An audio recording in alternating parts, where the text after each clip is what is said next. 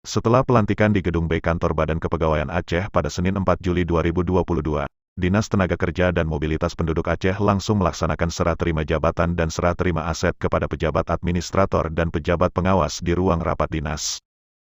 Keabsahan serah terima itu ditandai dengan penandatanganan berita acara serah terima jabatan dan berita acara serah terima aset berupa peralatan kerja dan kendaraan operasional kepada masing-masing pihak. Prosesi serah terima ketiga pejabat tersebut disaksikan langsung oleh Kadisnaker Mobduk Aceh Akmil Hussein yang didampingi Sekretaris Dinas Irfansyah Siregar serta pejabat lainnya di lingkungan dinas. Serah terima jabatan ketiga pejabat tersebut adalah Aswar Paya sebagai Kabid Pengawasan di Dinas Koperasi dan UMKM yang sebelumnya Kabid Pelatihan Kerja dan Penempatan Tenaga Kerja, Kifti Kusuma sebagai Kabid Pelatihan Kerja dan Penempatan Tenaga Kerja yang sebelumnya Kepala Seksi Penyelenggaraan Pelatihan dan Kelembagaan serta Taswir menjabat sebagai Kepala Seksi Penyelenggaraan Pelatihan dan Kelembagaan Disnaker Mobduk Aceh.